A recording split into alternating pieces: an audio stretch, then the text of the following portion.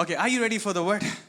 Okay. So last week, you know, off late the Lord's been laying a foundation. You know, he's redigging the foundation and is laying a foundation of His word to build this house, to build our lives, and to even build this church. Can you cut down the pads, please? I don't need the pads. Thank you. ಆತನು ನಮ್ಮ ಬುನಾದಿಯನ್ನು ಅದು ಕೆದರಿ ಅದು ತೋಡಿ ಮತ್ತೆ ತಿರುಗಿ ಸ್ಥಾಪಿಸುವಂತನಾಗಿ He's been teaching a lot of things. ಅನೇಕ ವಿಷಯಗಳು ಕಲಿಸ್ತಾ ಬಂದಿದ್ದಾನೆ. Yes, do you agree?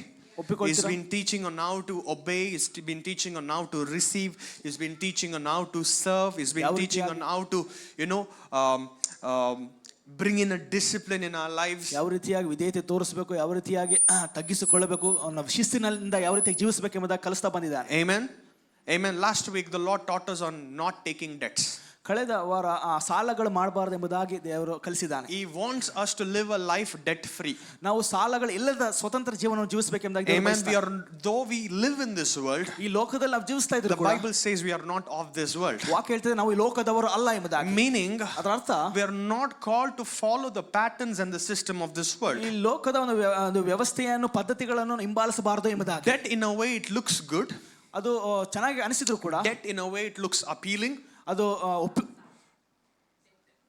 ಸಾಲವು ಅದು ಚೆನ್ನಾಗಿ ಒಳ್ಳೆಯದಾಗಿ ಅನಿಸಿದ್ರು ಕೂಡ, but down the line, ಒಂದು ವಿಷಯದಲ್ಲಿ, on a longer run, ಹೆಚ್ಚು ಕಾಲ it will trap you. ಅದು ನಿಮ್ಮನ್ನು ಬಲೆಯಲ್ಲಿ ಹಾಕಿಕೊಳ್ತದೆ ಪ್ರಿಯರೇ. Hallelujah.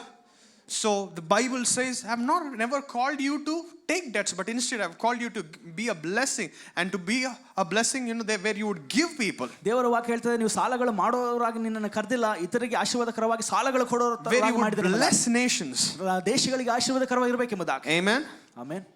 Remember the word last week? ಕಳೆದ ವಾರದ ವಾಕ್ಯ ನೆನಪಿದೆನಾ? Remember the last week? So దేవుడు ఇయ్యన్నాడని అందరికి ఇచ్చుకుంటా మీరు బ్యాంక్ అకౌంట్లు ఖాళీ చేసుకున్నారు మరి. Okay, so there is an order in everything that God does. ದೇವರು ಮಾಡೋ ಪ್ರತಿಯೊಂದು ವಿಷಯದಲ್ಲಿ ಒಂದು ಕ್ರಮವಿದೆ. ಎವ್ರಿಬಡಿ ಸೇ ಆರ್ಡರ್. ಕ್ರಮ. All right, in the book of Genesis chapter 1, ಆದಿಕಾಂಡ ಪುಸ್ತಕದಲ್ಲಿ 1ನೇ ಅಧ್ಯಾಯದಲ್ಲಿ we see that there was chaos filled on this earth. ನಾವು ನೋಡ್ತೇವೆ ಈ ಒಂದು ಭೂಮಿಯಲ್ಲಿ ಒಂದು ದೊಡ್ಡ ಒಂದು ಅಪಘಾತ ಉಂಟಾಯಿತು. ಅಪಘಾತ ಅಲ್ಲ, ಎಲ್ಲ ಅಕ್ರಮವಾಗಿತ್ತು, ಅಕ್ರಮವಾಗಿ ಮುರಿದು ಹೋಗಿತ್ತು. Okay, are you listening? Okay, don't open the Bibles, you just write down, pay attention. Okay, ಬರೆದಿಟ್ಟುಕೊಂಡು ಗಮನ ಕೊಡಿ ಪ್ರಿಯ. ಓಕೆ ನಾ ಪಕ್ಕದವ್ರು ನೋಡಿ ಹೇಳ್ರಿ ಗಮನ ಕೊಡು. Okay, so there was an order that was missing. ಅಲ್ಲಿ ಒಂದು ಕ್ರಮವು ಅಲ್ಲಿ ಮಿಸ್ ಆಗಿತ್ತು ಪ್ರಿಯರೇ. And for the order to come, ಆ ಕ್ರಮವು ತಿರುಗಿ ಬರಬೇಕಂದ್ರೆ, the Bible says, ವಾಕ್ಯ ಹೇಳ್ತದೆ, and God said let there be light. ದೇವರು ಹೇಳಿದರು ಬೆಳಕು ಉಂಟಾಗಲಿ ಎಂಬುದಾಗಿ. He spoke a word. Everybody say he spoke a word. ಒಂದು ಮಾತನ್ನು ನುಡಿದನು ಪ್ರಿಯರೇ. Amen. Order came into existence because of the word that was spoken by God. ದೇವರಿಂದ ಆ ಒಂದು ಮಾತು ಬಿಡುಗಡಿಸಲ್ಪಟ್ಟ ಕ್ಷಣವೇ ಕ್ರಮವು ಉಂಟಾಯಿತು ಪ್ರಿಯ. How many of you feel, pastor, my life is very confused, pastor? ಎಷ್ಟು ಜನಕ್ಕೆ ಅನಿಸ್ತಾ ಇದೆ ನನ್ನ ಜೀವನ ತುಂಬಾ ಗೊಂದಲಕ್ಕೊಳಗಾಗಿದೆ ಎಂಬುದಾಗಿ. I am just a living, I feel alive, but I mean I am breathing, but I don't feel alive. ನಾನು ಉಸಿರಾಡ್ತಾ ಇದ್ದೇನೆ, ಆದರೆ ಜೀವಂತನಾಗಿ ಎಂಬುದಾಗಿ ಅನಿಸ್ತಾ ಇಲ್ಲ. My existence doesn't mean anything to me. ನಾನು ಇರೋದು ನನಗೆ ಏನು ಅರ್ಥ ಕೊಡ್ತಾ ಇಲ್ಲ ಎಂಬುದಾಗಿ. I feel almost every day I feel stuck. ಪ್ರತಿದಿನ ನಾನು ಏನೋ ಸಿಲುಕಿಕೊಂಡಿನೇ. My finances are messed up. ನನ್ನ ಒಂದು ಆರ್ಥಿಕ ಪರಿಸ್ಥಿತಿ ಕೆಟ್ಟು ಹೋಗಿದೆ. My health is messed up. ನನ್ನ ಆರೋಗ್ಯ ಕೆಟ್ಟು ಹೋಗಿದೆ. My family is messed up. ನನ್ನ ಕುಟುಂಬ ಕೆಟ್ಟು ಹೋಗಿದೆ. Everything in my business is messed up. ನನ್ನ ವ್ಯಾಪಾರದಲ್ಲಿ ಪ್ರತಿಯೊಂದು ವಿಷಯವೂ ಕೆಟ್ಟು ಹೋಗಿದೆ. Everything that I put my hands into have messed up. ನಾನು ಕೈ ಇಟ್ಟುವ ಪ್ರತಿಯೊಂದು ವಿಷಯವೂ ಕೆಟ್ಟು ಹೋಗಿದೆ. How many of you can relate to what I am saying this morning? ಎಷ್ಟು ಜನ ಒಪ್ಪಿಕೊಳ್ತಾರೆ ಈ ವಿಷಯವನ್ನು? Yeah, I try. ನಾನು ಪ್ರಯತ್ನಿಸ್ತೇನೆ, but it doesn't make any sense to me. ಅದು ನನಗೆ ಯಾವುದೇ ಅರ್ಥ ಕೊಡೋದಿಲ್ಲ. Are you listening? This was the situation that we see in the book of Genesis chapter 1. ಆದಿಕಾಂಡ ಪುಸ್ತಕ 1ನೇ ಅಧ್ಯಾಯದಲ್ಲಿ ಇದೇ ಪರಿಸ್ಥಿತಿಯನ್ನು ನಾವು ನೋಡ್ತೇವೆ. The earth existed.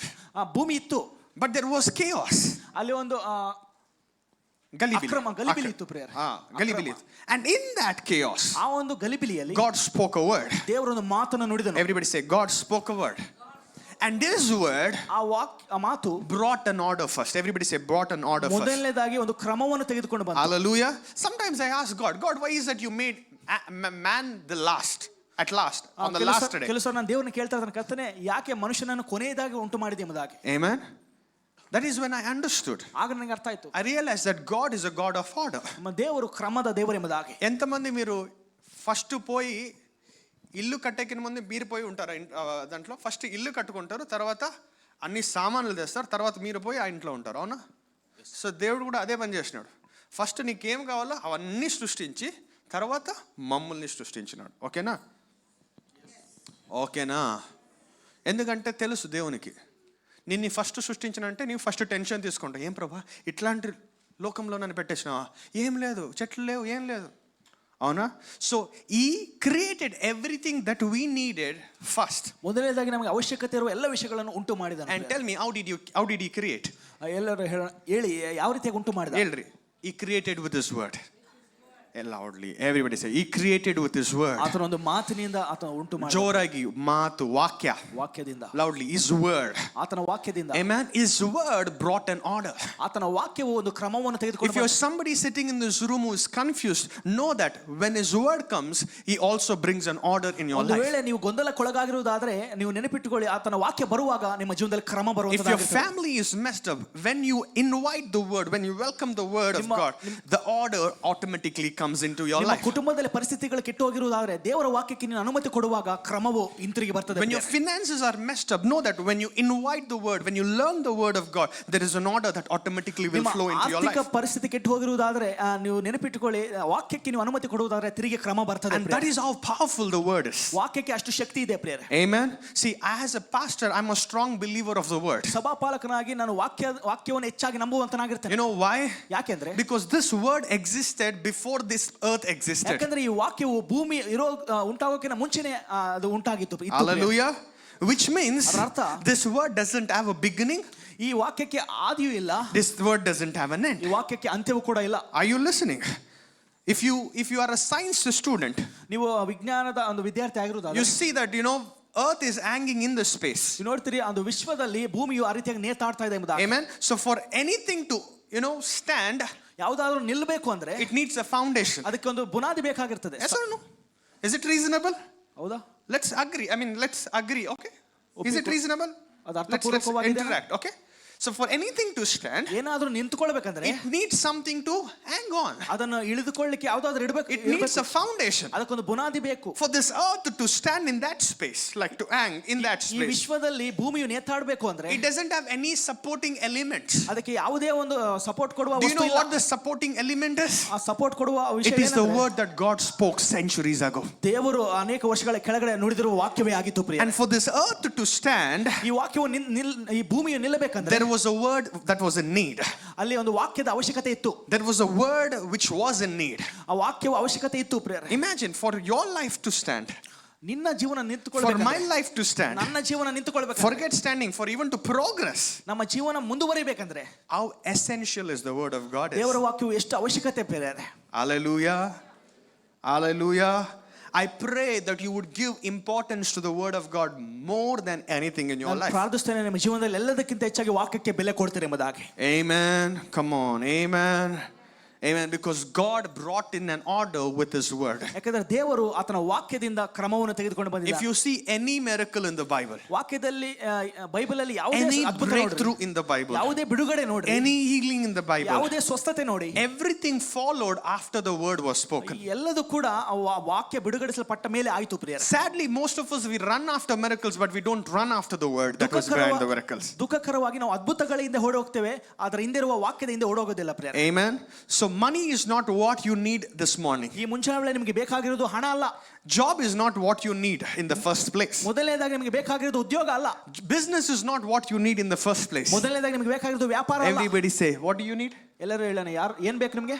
It is the word of God. ದೇವರ ವಾಕ್ಯ ಮೊದಲನೇದಾಗಿ ಬೇಕು. Hallelujah.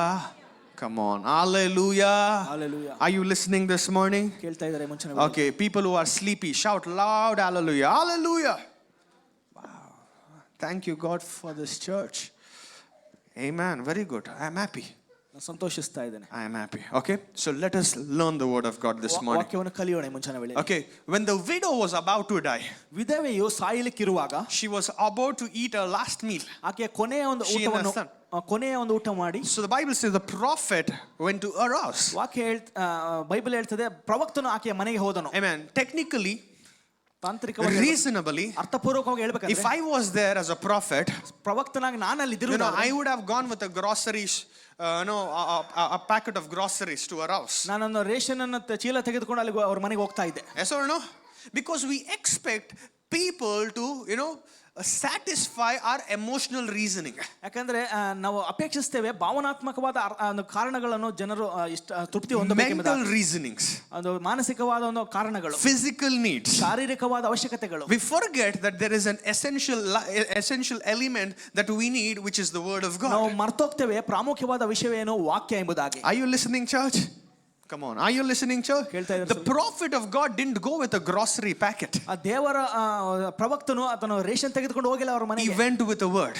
ವಾಕ್ಯವನ್ನು ಹಿಡಿದುಕೊಂಡು And that ಹೋದನು. is what we need as a church this morning. ಸಭೆಯಾಗಿ ಮುಂಜಾನೆ ವೇಳೆಯಲ್ಲಿ ನಮಗೆ ಅದೇ ಬೇಕಾಗಿದೆ. You're not coming here for an experience. ನೀವೊಂದು ಅನುಭವಕ್ಕಾಗಿ ಸ್ಥಳಕ್ಕೆ ಬರ್ತಾ You're ಇಲ್ಲ, coming here for a word. ನೀವೊಂದು ವಾಕ್ಯಕ್ಕಾಗಿ ಬರ್ತಾ ಇದ್ದೀರಾ. Hallelujah. Hallelujah. Hallelujah. Can I tell you, మీరు అనుకోనొచ్చు, పాస్టర్ బైబిల్ నా చేతిలో ఉంది, ఇంకా ఇప్పుడు నాకు టెక్నాలజీ కూడా బాగా వచ్చింది, చాట్ జీపీటీలో వేసేస్తే తగిన వాక్యం భలే వస్తుంది. వస్తుంది 100%.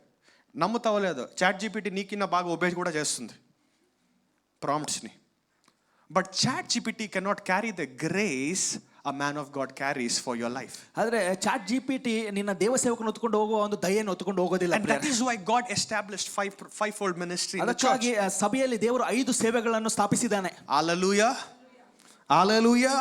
Because we are partakers of his grace. ಯಾಕಂದ್ರೆ ನಾವು ಆತನ ಕೃಪೆಯಲ್ಲಿ ಪಾಲುಗಾರರಾಗಿದ್ದೇವೆ. Amen. I'm going a little off topic because I'm laying a proper foundation this morning. ನಾವು ಸರಿಯಾದ ಬುನಾದಿ ಹಾಕಬೇಕೆಂಬುದಾಗಿ ನಾನು ಬೇರೆ ರೀತಿಯಾಗಿ ಹೋಗ್ತಾ ಇದ್ದೇನೆ. So that you could understand the importance of a grace that a man of God carries. ಒಬ್ಬ ದೇವ ಸೇವಕನ ಹೊತ್ತುಕೊಂಡು ಹೋಗುವ ಒಂದು ಕೃಪೆಯ ದಯೆಯ ಒಂದು ಪ್ರಾಮುಖ್ಯತೆ ನಿಮಗೆ ಅರ್ಥ ಆಗಬೇಕು. You would understand the word that a man of God, importance of the word that the man of God releases. ಆ ದೇವ ಸೇವಕನ ಬಿಡುಗಡಿಸುವ ಒಂದು ಮಾತಿಗೆ ಎಷ್ಟು ಪ್ರಾಮುಖ್ಯತೆ ಇದೆ. We all can read the words. ನಾವೆಲ್ಲರೂ ಕೂಡ ವಾಕ್ಯವನ್ನು ಓದಬಹುದು. We all can understand the word. ನಾವೆಲ್ಲರೂ ಕೂಡ ವಾಕ್ಯವನ್ನು ಅರ್ಥ ಮಾಡಿಕೊಳ್ಳಬಹುದು. But then we also should understand ಈ ವಿಷಯ ಕೂಡ ಅರ್ಥ that we ಮಾಡಿಕೊಳ್ಳಬೇಕು. need to be submitted to what the word of God says. ದೇವರ ವಾಕ್ಯ ಹೇಳುವ ವಿಷಯಕ್ಕೆ ನಾವು ಸಮರ್ಪಿಸಿಕೊಳ್ಳಬೇಕಾಗಿರುತ್ತದೆ. Can I hear an amen? Amen ಎಂದು ಕೇಳಬಹುದಾ? The creation submitted when God spoke. ಈ ದೇವರು ನುಡಿದಾಗ ಸೃಷ್ಟಿಯು ಸಮರ್ಪಿಸಿಕೊಳ್ಳುತ್ತದೆ. Are we responding to when God speaks? ದೇವರು ನುಡಿಯುವಾಗ ನಾವು ಸಮರ್ಪಿಸಿಕೊಳ್ತಾ ಇದ್ದೀವಾ? Amen. So this morning I want you to be cautioned, be aware that money cannot satisfy you as much as the word of God can satisfy you. ಮುಂಚಾನೆ ವೇಳೆಯಲ್ಲಿ ಒಂದು ವಿಷಯ ಹೇಳ್ತೇನೆ, ವಾಕ್ಯಕ್ಕಿಂತ ಹೆಚ್ಚಾಗಿ ನಿಮಗೆ ಹಣವು ನಿಮ್ಮನ್ನು ತೃಪ್ತಿಪಡಿಸೋದಿಲ್ಲ ಪ್ರಿಯರೇ. Amen. There are many millionaires who killed themselves even though they had money. ಅನೇಕ ಶ್ರೀಮಂತರು ಅವರ ಹತ್ರ ಹಣ ಇದ್ರೂ ಕೂಡ ತಮ್ಮನ್ನು ತಾವು ಸಾಯಿಸಿಕೊಂಡಿದ್ದಾರೆ. Amen. They lost their lives. ಅವರ ಜೀವನವನ್ನು ಕಳೆದುಕೊಂಡಿದ್ದಾರೆ. Why? ಯಾಕೆ? Because there was word that was missing. ಯಾಕಂದ್ರೆ ಅಲ್ಲಿ ಒಂದು ವರ್ಡ್ ಕೊರತೆ ಇತ್ತು ಪ್ರಿಯರೇ, ವಾಕ್ಯದ ಕೊರತೆ ಇತ್ತು. Are you listening, church? So the title of this morning's messages, ಈ ಮುಂಜಾನೆ ವೇಳೆ ಸಂದೇಶದ ತಲೆಬರಹ Keys for a Victorious Life. ಜಯ ಜೀವನಕ್ಕಾಗಿ ಬೇಕಾಗಿರುವ ಒಂದು ಬೀಗದ ಕೈ. How many of you want to live a victorious life? ಎಷ್ಟು ಜನ ಜಯ ಜೀವನವನ್ನು ಜೀವಿಸಲಿಕ್ಕೆ ಬಯಸ್ತೀರಾ? ಎಲ್ಲರೂ ಕೈ ಎತ್ತೀವಿ. Come on, ಎತ್ತಂಗಿದ್ರೆ ಎತ್ತಿರಿ, ಇಲ್ಲ ಅಂತಂದ್ರೆ ಬಿಡ್ರಿ. How many of you want to live a victorious life? ಜಯವಂತ ಜೀವನ ಬೇಕು. Pastor, I'm defeated in my finances. I need a victory there. Pastor, ನಮ್ಮ ಆರ್ಥಿಕ ಪರಿಸ್ಥಿತಿಯಲ್ಲಿ ಸೋತು ಹೋಗಿದ್ದೇನೆ, ನನಗೆ ಜಯ ಬೇಕು. I feel defeated in my mind. I need a victory there. ನನ್ನ ಮನಸ್ಸಿನಲ್ಲಿ ಸೋತು ಹೋಗಿದ್ದೇನೆ, ನನಗೆ ಜಯ ಬೇಕು. Sundays I'm full of excitement, on the weekdays full of depression. ಭಾನುವಾರ ಫುಲ್ ಉತ್ಸುಕನಾಗಿರ್ತೇನೆ, ಕಳೆದ ದಿನಗಳು ನಾನು ಒತ್ತಡದಲ್ಲಿ ಇರ್ತೇನೆ. Hello? Am I talking to somebody in the room? Pastor, I want to see a victory in my health. Pastor, ನನ್ನ ಒಂದು ಆರೋಗ್ಯದಲ್ಲಿ ಜಯ ಬೇಕು ಎಂಬುದಾಗಿ. I want to see victory in every areas of my life. ನನ್ನ ಜೀವನದ ಎಲ್ಲ ವಿಷಯದಲ್ಲಿ ನನಗೆ ಜಯ ಬೇಕು ಎಂಬುದಾಗಿ. If you're somebody who's been waiting, who's been wanting for a victory, this word is for you. ಜಯಕ್ಕಾಗಿ ಯಾರಾದರೂ ಬಯಸ್ತಾ ಇರುವುದಾರೆ, ಕಾಯ್ತಾ ಇರುವುದಾರೆ, ಈ ವಾಕ್ಯ ನಿಮಗಾಗಿ. You know what? More than you desiring victory, ಜಯವನ್ನು ನೀನು ಅಪೇಕ್ಷಿಸುವುದಕ್ಕಿಂತ ಹೆಚ್ಚಾಗಿ God desires that you would be victorious. ದೇವರು ಅಪೇಕ್ಷಿಸ್ತಾ ಇದ್ದಾನೆ ನೀನು ಜಯವಂತನಾಗಿರಬೇಕೆಂಬುದಾಗಿ. Any fathers in this room? ಯಾರಾದರೂ ತಂದೆಯಂದಿರಿದ್ದಾರಾ? Come on, parents, please wave your hands. ತಂದೆ ತಾಯಿಗಳು, do you wish your children to fail in their exams? ನಿಮ್ಮ ಮಕ್ಕಳ ನೀವು ಬಯಸ್ತೀರಾ ನಿಮ್ಮ ಮಕ್ಕಳು ಎಕ್ಸಾಮ್ಸ್ ಅಲ್ಲಿ ಫೇಲ್ ಆಗಬೇಕೆಂಬುದಾಗಿ? Do you desire? ಆಶಿಸ್ತೀರಾ? As parents, we don't desire that our children should be defeated. ಆ ತಂದೆ ತಾಯಿಯಾಗಿ ನಮ್ಮ ಮಕ್ಕಳು ಸೋತು ಹೋಗಬಾರದೆಂದು ನಾವು ಬಯಸ್ತೇವೆ. What makes us think that God also expects us to be defeated? ದೇವರು ನಾವು ಸೋತು ಹೋಗಬೇಕೆಂದಾಗ ಯಾವ ರೀತಿಯಾಗಿ ಅನ್ಕೊಳ್ತೀರಾ? ಯಾವ ರೀತಿ Are you listening? Are you listening? Which means God's plan for us ನಮಗಾಗಿ ದೇವರ ಯೋಜನೆಗಳು is to live an undefeated life. ಸೋಲು ಇಲ್ಲದ ಜೀವನವನ್ನು ಜೀವಿಸಬೇಕೆಂಬುದಾಗಿ. Is to live a life that is victorious. ಜಯವಂತ ಜೀವನವನ್ನು ಜೀವಿಸಬೇಕೆಂಬುದಾಗಿ. Amen. That doesn't mean you will not have challenges. ಅದರ ಅರ್ಥ ನಿಮಗೆ ಸವಾಲುಗಳು ಇರೋದಿಲ್ಲ ಎಂದಾಗಲ್ಲ. That doesn't mean you will not have limitations. ಅದರ ಅರ್ಥ ನಿಮಗೆ ಮಿತಿಗಳು ಇರೋದಿಲ್ಲ ಎಂದಾಗಲ್ಲ. Even despite you have all of these things, ಎಲ್ಲ ವಿಷಯಗಳು ನಿಮಗೆ ಇದ್ರೂ ಕೂಡ the Bible says, ವಾಕ್ಯ ಹೇಳ್ತದೆ, when you know the truth, ನೀವು ಸತ್ಯವನ್ನು ತಿಳಿದುಕೊಳ್ಳುವಾಗ the truth shall set you free. ಆ ಸತ್ಯವು ನಿಮ್ಮನ್ನು ಬಿಡುಗಡಿಸುವುದಾಗಿರುತ್ತದೆ. Hallelujah. Hallelujah. Every great man of God in the Bible, Bible ಅಲ್ಲಿ ದೊಡ್ಡ ದೊಡ್ಡ ದೇವ ಸೇವಕರು, their lives were not easy. ಅವರ ಜೀವನವು ಅಷ್ಟು ಸುಲಭವಾಗಿದ್ದಿಲ್ಲ. They had challenges, ಅವರಿಗೆ ಸವಾಲುಗಳಿದ್ದವು, but they still were victorious. ಆದರೂ ಕೂಡ ಅವರು ಜಯವಂತರಾಗಿದ್ದರು. We all can have challenges, ನಮ್ಮೆಲ್ಲರೂ ಕೂಡ ಸವಾಲುಗಳು we ಇರಬಹುದು, all can have limitations, ನಮ್ಮೆಲ್ಲರೂ ಕೂಡ ಮಿತಿಗಳಿರಬಹುದು. but let me also tell you ಒಂದು ವಿಷಯವನ್ನು ಹೇಳ್ತೇನೆ, that we are called to be victorious. ನಾವು ಜಯ ಜೀವನ ಜೀವಿಸಲಿಕ್ಕೆ ಕರೆಯಲ್ಪಟ್ಟಿದ್ದೇವೆ. Amen. Amen. Amen. Let me tell you, ಒಂದು ವಿಷಯ ಹೇಳ್ತೇನೆ, Satan is not God's enemy. ಸಾತಾನನು ದೇವರ ವೈರಿ ಅಲ್ಲ, He is our enemy. ಅವನು ನಮ್ಮ ವೈರಿ ಆಗಿದ್ದಾನೆ. Because Satan is not even qualified to be God's enemy. ಯಾಕಂದ್ರೆ ದೇವರ ಒಂದು ವೈರಿ ಆಗ್ಲಿಕ್ಕೆ ಅವನಿಗೆ ಅರ್ಹತೆ ಕೂಡ ಇಲ್ಲ prayer. Oh, you didn't get it. ನಿಮ್ಗೆ ಅರ್ಥ ಆಗ್ಲಿಲ್ಲ. You didn't get it. ಅರ್ಥ ಆಯ್ತಾ? He's not even qualified to be God's enemy. ಸಾತಾನನು ದೇವರ ವೈರಿಯಾಗಿರ್ಲಿಕ್ಕೆ ಯೋಗ್ಯನು ಕೂಡ ಅಲ್ಲ. Are you listening? Do you remember this? You have no rival. You have no equal, which means God doesn't have any rival, any equal. He stands in one spot, nobody can reach. ದೇವರಿಗೆ ವಿರೋಧಿಗಳು ಯಾರಿಲ್ಲ, ಸಮಾನರು ಯಾರಿಲ್ಲ, ಆತನೇ ಉನ್ನತನಾಗಿದ್ದಾನೆ. Which means this Satan is not God's enemy, he is our enemy. ಸಾತಾನನು ದೇವರ ವೈರಿ ಅಲ್ಲ, ಅವನು ನಮ್ಮ ವೈರಿ ಆಗಿದ್ದಾನೆ. And for us to fight this enemy, ನಾವು ಈ ವೈರಿಯ ವಿರುದ್ಧ ಹೋರಾಡಬೇಕಾದ್ರೆ God has given us a weapon. ದೇವರು ನಮಗೆ ಒಂದು ಆಯುಧವನ್ನು ಕೊಟ್ಟಿದ್ದಾನೆ. Everybody say a weapon. What is that weapon? ಆಯುಧ ಏನು? It is the word of God. ಅದು ದೇವರ ವಾಕ್ಯವಾಗಿದೆ. You are not responding. It is, what is the weapon? ಮಾತಾಡ್ತಾ ಇಲ್ಲ. What is the weapon? Amen. So if you want to live a life victorious, ನೀವು ಜಯ ಜೀವನ ಜೀವಿಸಬೇಕೆಂಬುದಾಗಿ ಬಯಸುವುದಾದರೆ, you need these keys. Everybody say these keys. ಈ ಬೀಗದ ಕೈಗಳು ನಿಮಗೆ ಬೇಕು. Loudly, these keys. Amen. If you're somebody, పోతే పోన్లే పాస్టర్, ఏమో దేవుని చిత్తము ఇట్లే ఉండు, అట్లే ఉండు. ఓకేనా? ఎట్లుండా? అట్లే ఉండు. కానీ నీకు ఆశ ఉంటే, నేను జీవితంలో అభివృద్ధి చెందాలి, జయం చూడాలి అనే ఒక ఆశ, ఒక హృదయం కలిగినట్లయితే దేవుడు ఎలా చేస్తాడు? దేవుడు సహాయం చేస్తాడు. Okay okay okay. Are you ready? ಸಿದ್ಧರಾಗಿರಿ. Okay, turn with me to the book of Romans chapter 12 verse 2. ರೋಮಾಪುರದವರಿಗೆ ಬರೆದ ಪತ್ರಿಕೆ 12ನೇ ಅಧ್ಯಾಯ 2ನೇ ವಚನ. We have very little time. We need to finish off because we have an event coming up in the evening. Okay, pay attention, learn the word ಕಡಿಮೆ of God. ಸಮಯವಿದೆ, ನಾವು ಬೇಗನೆ ಮುಗಿಸಿಕೊಳ್ಳಬೇಕಾಗಿದೆ. Okay, the Bible says, ವಾಕ್ಯ ಹೇಳ್ತದೆ, do not be conformed to this world, but be transformed by the renewing of your mind. Then you will be able to test and approve what is the good, pleasing and perfect will of God. Everybody say, good, pleasing and perfect will of God. How many of you want to know the will of God? ಎಷ್ಟು ಜನ ದೇವರ ಚಿತ್ತವನ್ನು ತಿಳಿದುಕೊಳ್ಳಕ್ಕೆ ಬಯಸ್ತೀರಾ? ಎಲ್ಲರೂ ಪ್ರಾರ್ಥನೆ ಮಾಡ್ತಾರೆ, but ಯಾರು ತಿಳ್ಕೊಳ್ಳೋಕ್ಕೆ ಇಷ್ಟಪಡೋದಿಲ್ಲ. Amen. What is your prayer request? I want to know the will of God. ನಿಮ್ಮ ಪ್ರಾರ್ಥನೆ ವಿನಂತಿ ಏನು? ದೇವರ ಚಿತ್ತ ತಿಳಿದುಕೊಳ್ಳಬೇಕು. God's will not come to you in a dream. ದೇವರ ಚಿತ್ತವು ನಿಮ್ಮ ಕನಸಿನಲ್ಲಿ ಬರೋದಿಲ್ಲ ಪ್ರೇರೆ. Amen. It will start from the word that was already revealed in the Bible. ವಾಕ್ಯದ ಬೈಬಲ್ ಅಲ್ಲಿ ಬಿಡುಗಡೆಸಲ್ಪಟ್ಟ ವಾಕ್ಯದಿಂದನೇ ಅದು ನಿಮಗೆ ತೋರಿಸಲ್ಪಡ್ತದೆ. Hallelujah. Come on, hallelujah. ఎంత మేకప్ వేసుకున్నా కూడా రాత్రి ఆ మేకప్ దిగుతుంది. So problem with most of us is we are trying to bring in a change on the outside without bringing a change on the inside.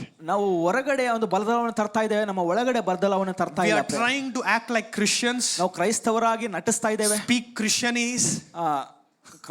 ಕ್ರೈಸ್ತವರಾಗಿ ಮಾತನಾಡಲಿಕ್ಕೆ ಪ್ರಯತ್ನಿಸ್ತಾ ಕ್ರೈಸ್ತವರ ಭಾಷೆ. ವಂದನಾಲು brother, ವಂದನಾಲಕ್ಕ. All this, ಎಲ್ಲ ವಿಷಯಗಳು we are trying everything that is external, ಹೊರಗಡೆ ಇರುವ ಎಲ್ಲ ವಿಷಯಗಳು ಮಾಡ್ತೇವೆ, forgetting what we actually supposed to be.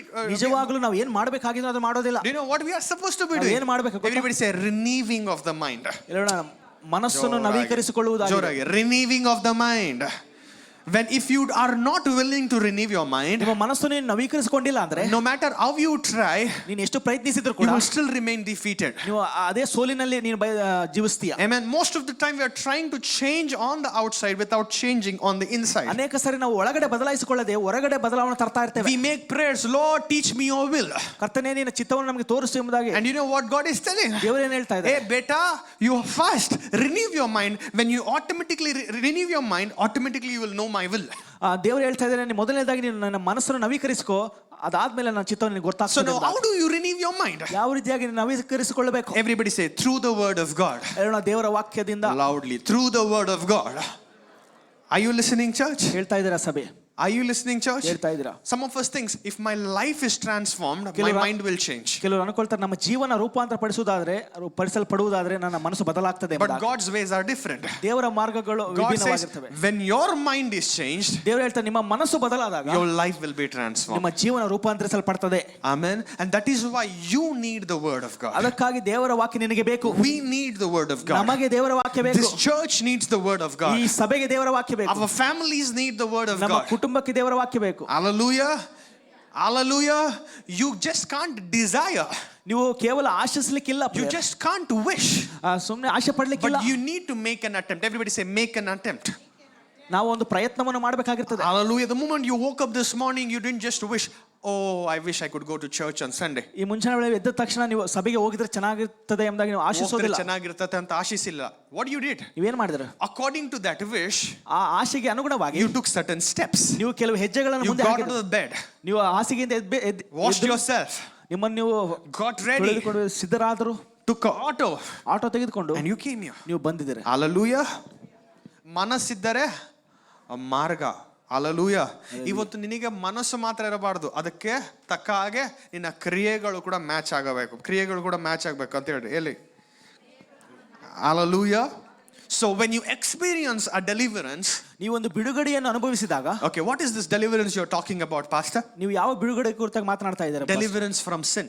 ಆ ಪಾಪದಿಂದ ಬಿಡುಗಡೆ. You know, from under the oppression of sin.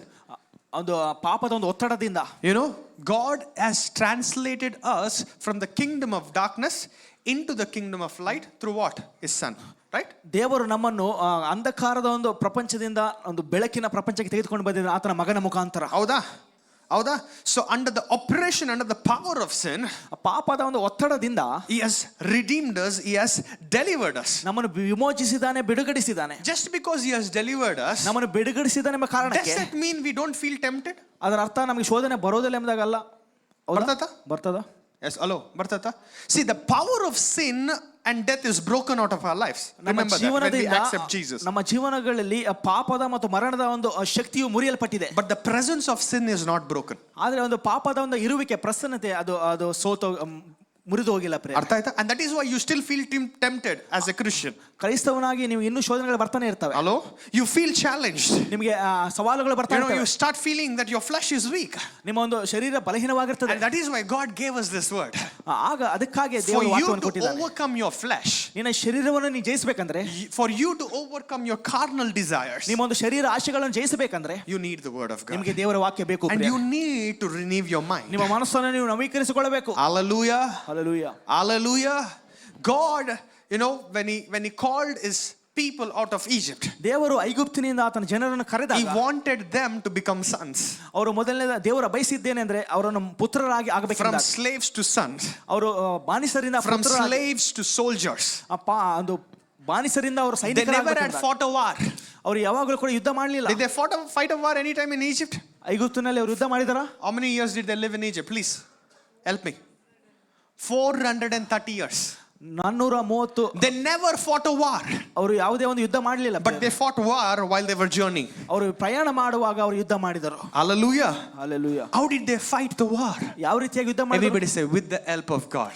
ದೇವರ ಸಹಾಯದಿಂದ. Not in their own strength. ಸ್ವಂತ ಶಕ್ತಿಯಿಂದ ಅಲ್ಲ. But in the strength that God gave them. ದೇವರವರಿಗೆ ಕೊಟ್ಟಿರುವ ಶಕ್ತಿಯಿಂದ. How did God give them the strength? ಯಾವ ರೀತಿಯಾಗಿ ದೇವರ ಶಕ್ತಿ ಕೊಟ್ಟ? Again, it is the word of God. ದೇವರ ವಾಕ್ಯದ ಮುಖಾಂತರ ಪ್ರೇರ. Hallelujah.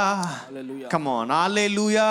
Hallelujah. When they walked out of Egypt, ಐಗುಪ್ತಿನಿಂದ ಅವರು ಹೊರಗಡೆ ಬಂದಾಗ, they walked with gold. ಅವರು ಬಂಗಾರದಿಂದ they walked as millionaires. ಅವರು ಶ್ರೀಮಂತರಾಗಿ ಹೊರಗಡೆ ಬಂದರು. But they couldn't use any of their money in the wilderness. ಅಲ್ಲಿ ಅರಣ್ಯದಲ್ಲಿ ಅವರ ಯಾವ ಒಂದು ಹಣವನ್ನು ಉಪಯೋಗಿಸಿಕೊಂಡಿಲ್ಲ. Do you know what was God trying to teach them? ದೇವರು ಅವರಿಗೆ ಏನು ಕಲಿಸಲಿಕ್ಕೆ He was trying to teach them money cannot help you navigate. ದೇವರು ಅವರಿಗೆ ಕಲಿಸಿದ್ದೇನೆಂದ್ರೆ ಹಣವು ನೀವು ಮುಂದೆ ಹೋಗಲು money ಸಹಾಯ will not ಮಾಡೋದಿಲ್ಲ. help you fight battles. ನೀನು ಯುದ್ಧ ಮಾಡಲಿಕ್ಕೆ ನಿಮಗೆ ಹಣ ಸಹಾಯ ಮಾಡೋದಿಲ್ಲ. In the wilderness, ಅರಣ್ಯದಲ್ಲಿ you need me. ನಿನಗೆ ನಾನು ಬೇಕೆಂಬುದಾಗಿ, you need my word. ನನ್ನ ವಾಕ್ಯ ನಿನಗೆ ಬೇಕೆಂಬುದಾಗಿ. ಅರ್ಥ ಆಯ್ತಾ? ಅರ್ಥಮಾಯ್ತಾ ರಾಜ? Amen. So this morning, if you want to live a victorious life, ಮುಂಜಾನೆ ವೇಳೆಯಲ್ಲಿ ಜಯ ಜೀವನವನ್ನು ಜೀವಿಸಬೇಕಂದ್ರೆ, you need word. Everybody say I need word. ನನಗೆ ದೇವರ ವಾಕ್ಯ so ಬೇಕು. how do you use this word? ಈ ವಾಕ್ಯವನ್ನು ಯಾವ ರೀತಿಯಾಗಿ ಉಪಯೋಗಿಸಬೇಕು? Everybody say renewing my mind. ನಮ್ಮ ಮನಸ್ಸನ್ನು ನವೀಕರಿಸಿಕೊಳ್ಳುವುದರ ಮುಖಾಂತರ. Are you ready, church? ಸಿದ್ಧರಾಗಿದ್ದೀರಾ? I am starting my message now. ಈಗ ನಾನು ಪ್ರಾರಂಭಿಸ್ತಾ ಇದ್ದೇನೆ. Everybody say Stop waiting for a miracle outside. ಎಲ್ಲರನ್ನ ಹೊರಗಡೆ ಆಗುವ ಅದ್ಭುತಕ್ಕಾಗಿ ಕಾಯುವುದು ನಿಲ್ಲಿಸು. And start, changing on the inside. ನಿಮ್ಮ ಒಳಗಡೆ ಬದಲಾಗುವುದು ಪ್ರಾರಂಭಿಸು. Amen. Changing on the inside. ಒಳಗಡೆಯಿಂದ ಬದಲಾಗುವುದು ಪ್ರಾರಂಭಿಸು. ಅರ್ಥ ಆಯ್ತಾ? If you want a miracle to happen on the outside, ಹೊರಗಡೆ ನಿಮಗೆ ಅದ್ಭುತ ಆಗಬೇಕು ಎಂಬುದಾಗಿ ಬಯಸುವುದಾದರೆ, you need to change your mind first. ಮೊದಲನೇದಾಗಿ ನಿಮ್ಮ ಮನಸ್ಸನ್ನು ನೀವು ಬದಲಾಯಿಸಿಕೊಳ್ಳಬೇಕು. Everybody say, I need to change my mind. మళ్ళీ ఇప్పుడు హాస్పిటల్కి పోయి డాక్టర్ అడిగారు, డాక్టర్ ఇది మైండ్ ఏమో తీయాలంట పాస్టర్ చెప్పినాడు అని. ఓకే, చేంజ్ ద మైండ్ అంటే నీ ఆలోచనలు. అందరూ చెప్పండి, ఆలోచనలు. Are you with me? Turn with me to the book of Matthew chapter 9 verse 20 ಮತ್ತಾಯ ಸುವಾರ್ತೆ 22. 9ನೇ ಅಧ್ಯಾಯ 20-22.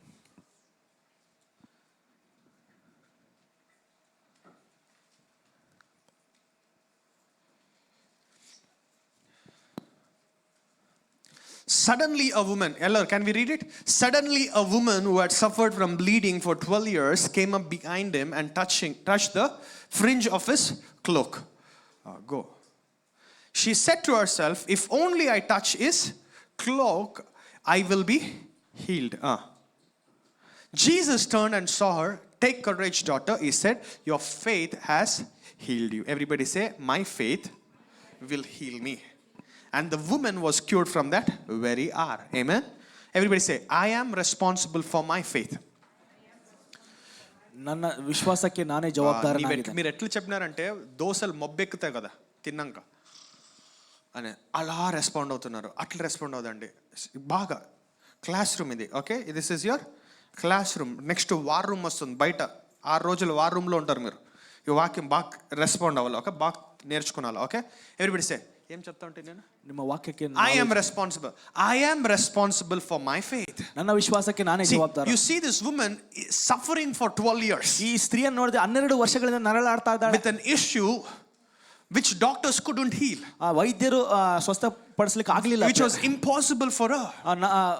Naturally. ಸಾಧಾರಣವಾಗಿ ಆಕೆಗೆ ಅಸಾಧ್ಯವಾಗಿತ್ತು. The Bible says she tried all kinds of treatments. ವಾಕ್ಯ ಹೇಳ್ತದೆ ಎಲ್ಲ ಒಂದು ಚಿಕಿತ್ಸೆಗಳನ್ನು ಆಕೆ ತೆಗೆದುಕೊಂಡಿದ್ದಾಳೆ. And she even lost her money. ಆಕೆ ಹಣವನ್ನು ಕೂಡ ಕಳೆದುಕೊಂಡಿದ್ದಾಳೆ. But she was never cured. ಆದರೆ ಅದು ಸ್ವಸ್ಥ ಆಗಿಲ್ಲ ಪ್ರೇರೆ. But then she realized that somebody by name Jesus is in town.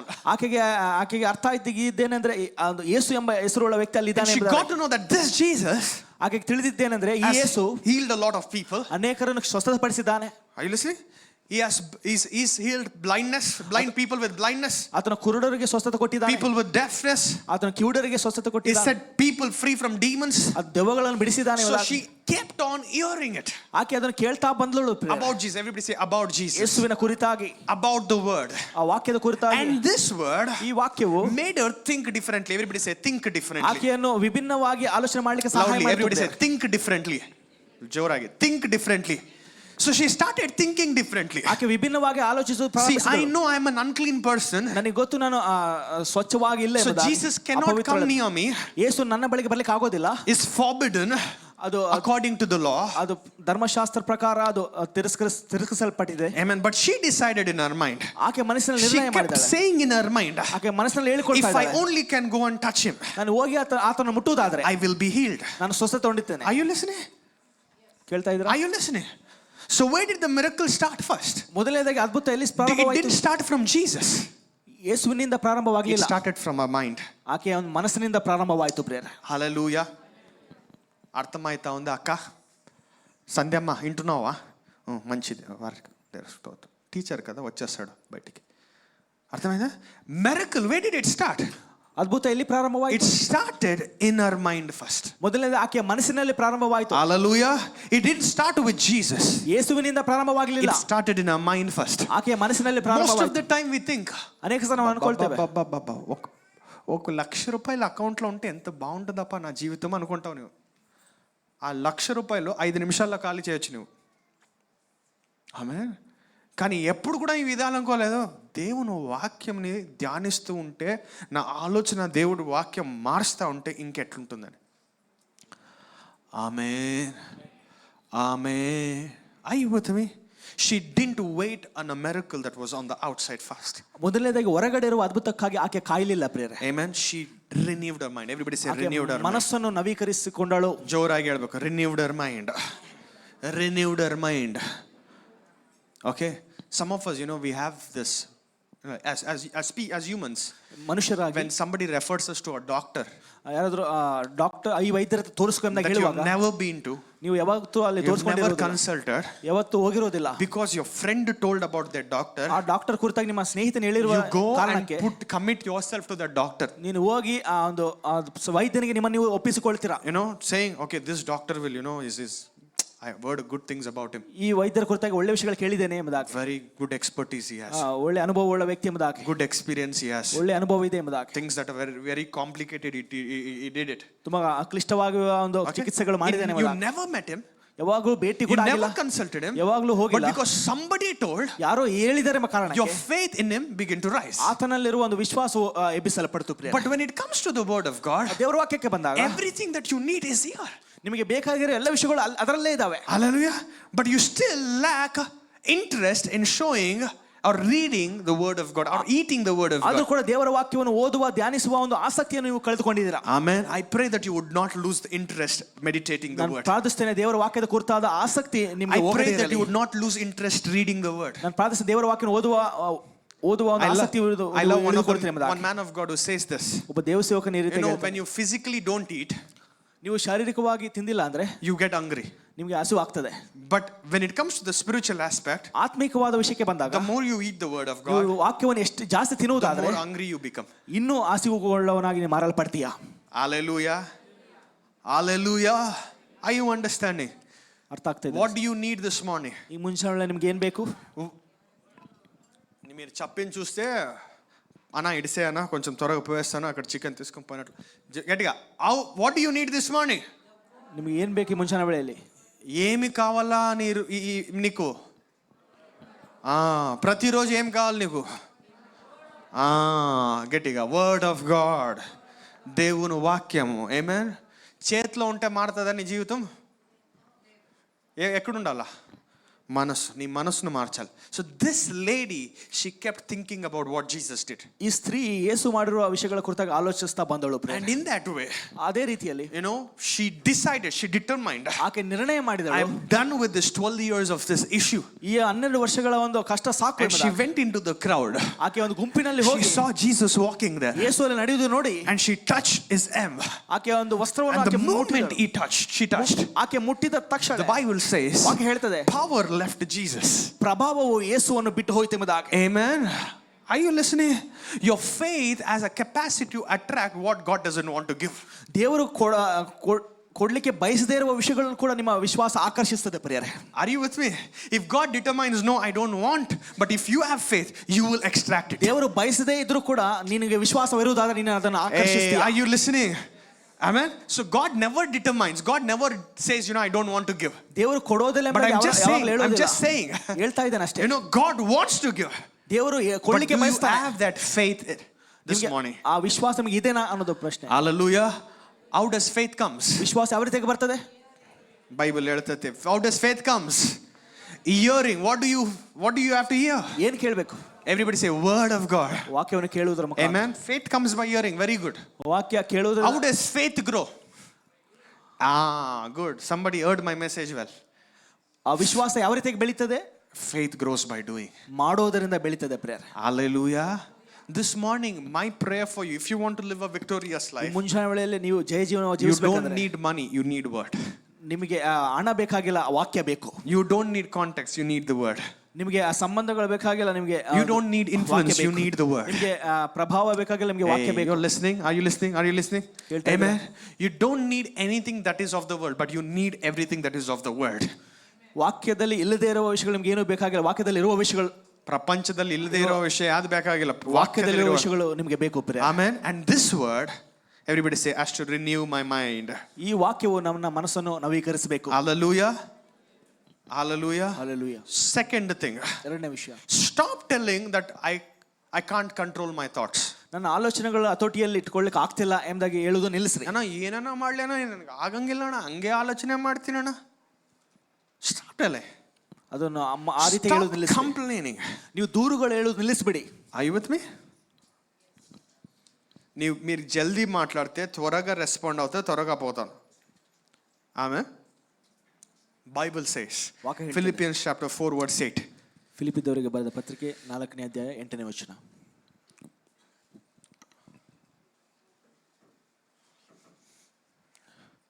నాకి అదే అప్పు అప్పు అప్పు అప్పు అప్పు అప్పు అప్పు పునీత్ రాజ్ కుమార్ కనపడతా ఉన్నా అంటావా? ఓకే, చూడు ఇక్కడ చూడు. So what is Paul saying?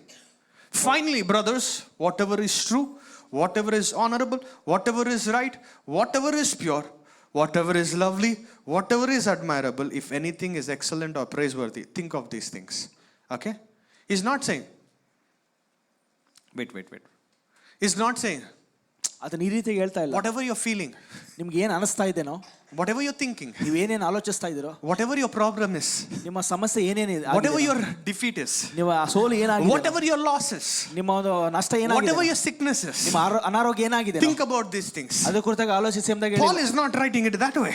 ಆ ರೀತಿಯಾಗಿ ಬರ್ದಿಲ್ಲ. He's talking about things that are greater, ಉನ್ನತವಾದ ವಿಷಯಗಳ ಕುರಿತಾಗಿ, things that are praiseworthy, ಅದರ ಸ್ತುತಿಗೆ ಯೋಗಕರವಾದ things that ವಿಷಯಗಳು, are pure, ಪರಿಶುದ್ಧವಾಗಿರುವ ವಿಷಯಗಳು, things that are right.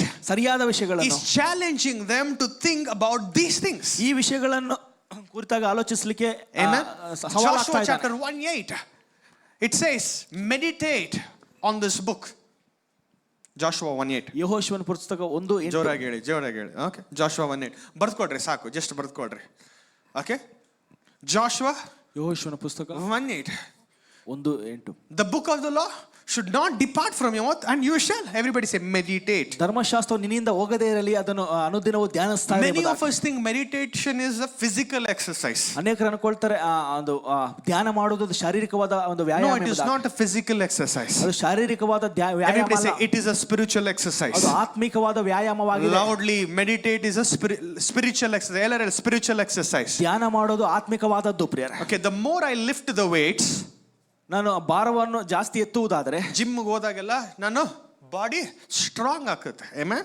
But the more you meditate the word of God, ವಾಕ್ಯವನ್ನು ಹೆಚ್ಚಾಗಿ ಧ್ಯಾನಿಸುವಾಗ your mind gets renewed. ನಿಮ್ಮ ಒಂದು ಮನಸ್ಸು And when ನವೀಕರಿಸಲ್ಪಡುತ್ತದೆ. your mind gets renewed, ನಿಮ್ಮ ಮನಸ್ಸು your ನವೀಕರಿಸಲ್ಪಟ್ಟಾಗ spirit becomes strong. ನಿಮ್ಮ ಒಂದು ಆತ್ಮವು ಬಲವುಳ್ಳದಾಗಿ ಮಾರಲ್ಪಡ್ತದೆ. Hallelujah.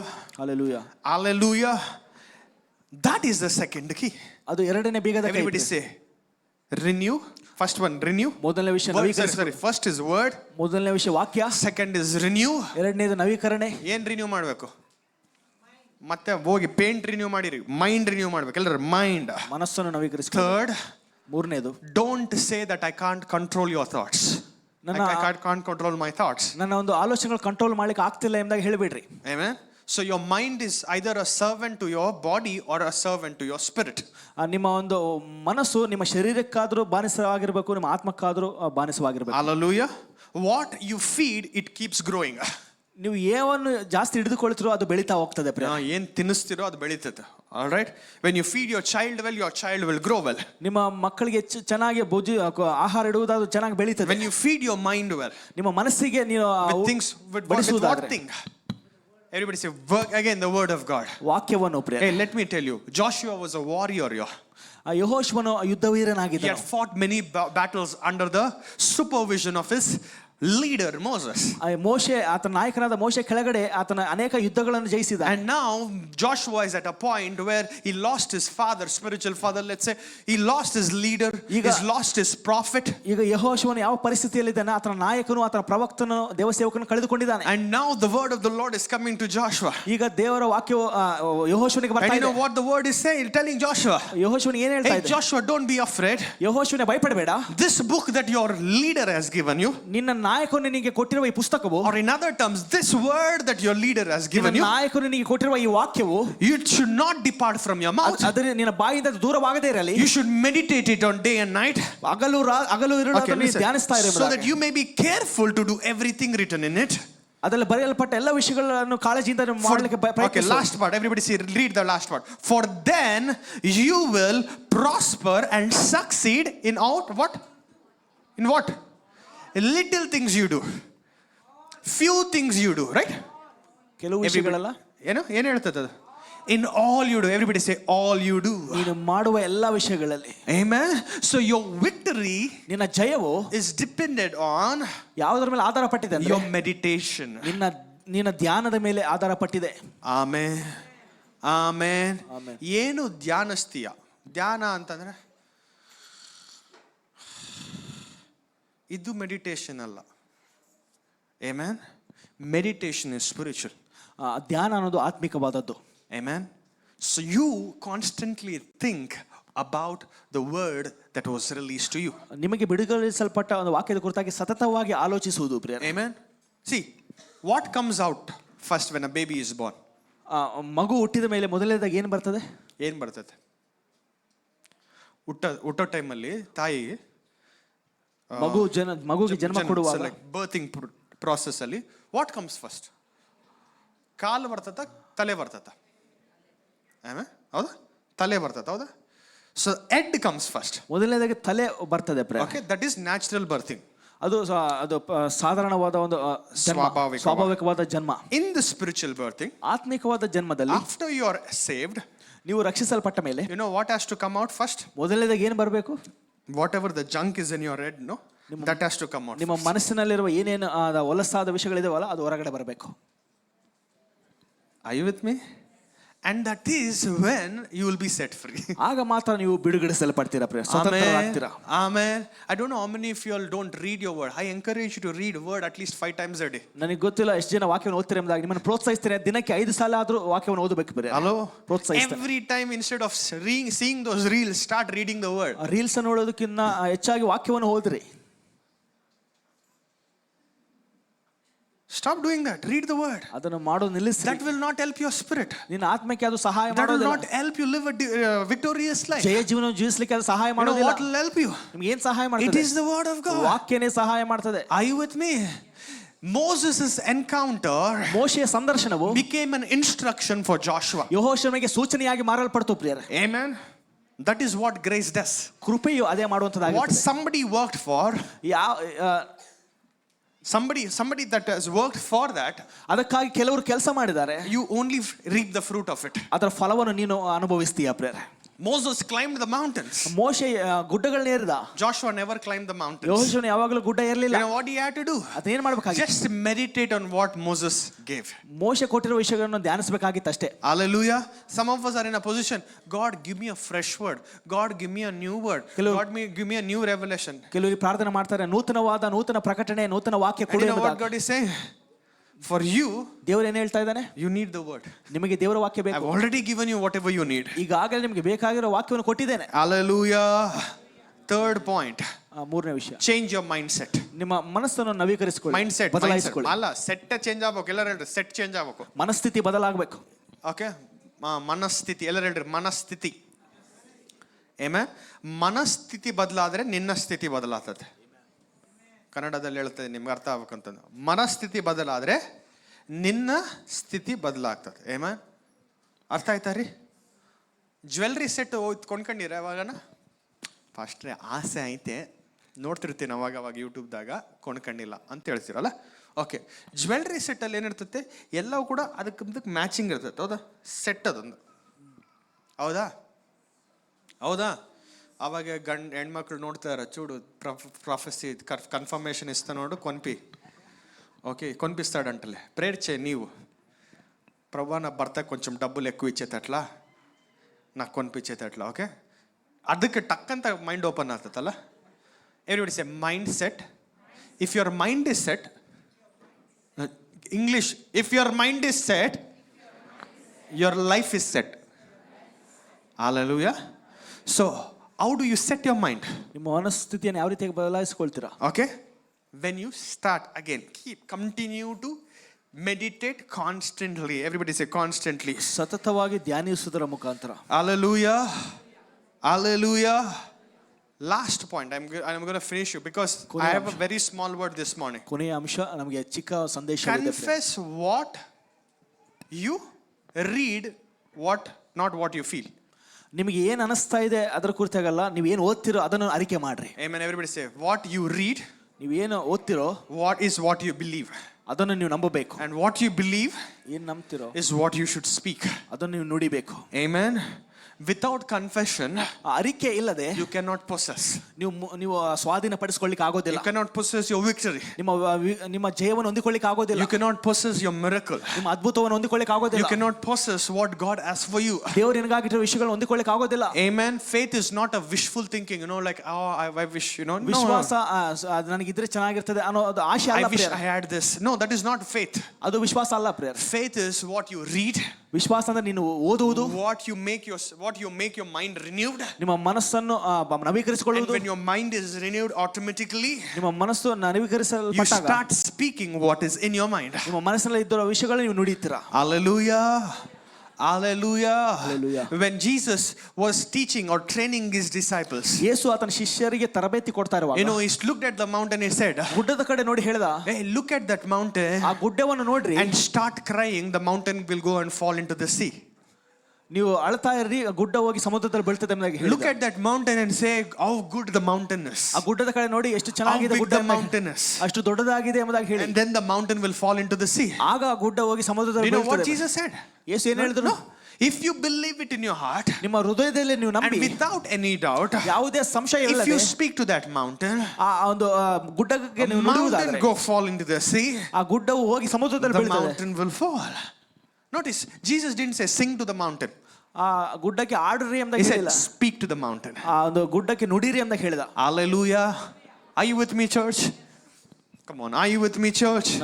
When you regularly confess, ನೀವು ಸತತವಾಗಿ ನೀವು ಅರಿಕೆ ಮಾಡುವಾಗ, what you believe, ನೀವು ಏನು ನಂಬ್ತೀರಾ, not what you feel, ನಿಮಗೆ ಅನಿಸುವ ವಿಷಯಗಳಲ್ಲ, ನೀವು ನಂಬುವ what you ವಿಷಯಗಳು, believe, ನೀವು ನಂಬುವ ವಿಷಯಗಳು, that is when you start walking in victory. ಆಗ ನೀವು ಜಯದಲ್ಲಿ ನಡಿಲಿಕ್ಕೆ ಪ್ರಾರಂಭಿಸ್ತೀರಾ. Amen. Come on, amen. Amen. Amen. So that is what God told Joshua. ಯೋಶುವನಿಗೆ ದೇವರು let it not depart from your mouth. ನಿಮ್ಮ ಬಾಯಿಂದ ಅದು ದೂರವಾಗದೇ ಇರಲಿ ಎಂಬುದಾಗಿ. Amen. So it has to come into a manifestation. Your words your words start manifesting when you start speaking. ನಿಮ್ಮ ಮಾತುಗಳು ಪ್ರತ್ಯಕ್ಷವಾಗಬೇಕು, ನೀವು ನುಡಿತಾ ಇರಬೇಕು ಎಂಬುದಾಗಿ ಹೇಳಿದರು. Amen. Are you with me, church? ನನ್ನೊಟ್ಟಿಗಿದ್ದೀರಾ? I'm closing off. I want you to understand the importance of the word. ನೀವು ಅರ್ಥ ಮಾಡಿಕೊಳ್ಳಬೇಕು ಈ ಮುಂಜಾನೆ ವಾಕ್ಯದ ಪ್ರಾಮುಖ್ಯತೆ. The other key is renewing your mind. ಇನ್ನೊಂದು ಬೀಗದ ಕೈ ಮನಸ್ಸನ್ನು ನವೀಕರಿಸಿಕೊಳ್ಳಬೇಕು. The third thing is you stopping to believe. You have to stop believing these lies that the enemy whispers in your mind. ವಿಷಯ ಏನಂದ್ರೆ ವೈರಿ ಹಾಕುವ ನಿಮ್ಮ ಮನಸ್ಸಿನ ಸುಳ್ಳುಗಳನ್ನು ನೀವು ನಂಬುವುದು ನಿಲ್ಲಿಸಬೇಕು. You cannot control what you think. ವೈರಿ ಹೇಳ್ತಾನೆ ನಿನ್ನ ಆಲೋಚನೆಗಳು ಕಂಟ್ರೋಲ್ ಮಾಡ್ಲಿಕ್ಕೆ ಆಗೋದಿಲ್ಲ ಎಂಬುದಾಗಿ. Hello, I tell you, you can control. ನಾನು ಹೇಳ್ತೇನೆ ನೀವು ಕಂಟ್ರೋಲ್ ಮಾಡ್ಲಿಕ್ಕೆ ಸಾಧ್ಯ. Amen. Are you with me? That is why the Bible says ವಾಕ್ಯ ಅದಕ್ಕಾಗಿ ಹೇಳ್ತದೆ all things are possible. ಎಲ್ಲವೂ ಕೂಡ ಸಾಧ್ಯವು. It didn't say a few things are possible. ಕೆಲವು ವಿಷಯಗಳು ಸಾಧ್ಯ ಎಂಬುದಾಗಿ ಬರೆಯಲ್ಪಟ್ಟಿಲ್ಲ. So this mind can be controlled. ಈ ಮನಸ್ಸು ಕಂಟ್ರೋಲ್ ಆಗ್ಬೋದು. Amen. When you know how you can control it. ಯಾವ ರೀತಿಯಾಗಿ ಹತೋಟಿಯಲ್ಲಿ ಇಟ್ಕೊಳ್ಬೇಕೆಂದು ನಿಮಗೆ ಗೊತ್ತಾದಾಗ ಮಾತ್ರ. Amen. Many of us think prayer చేస్తే అంత అయిపోతుంది. Prayer చేస్తే అంత కాదు, నీవు అయిపోస్తావు. Amen. Prayer is not the only key.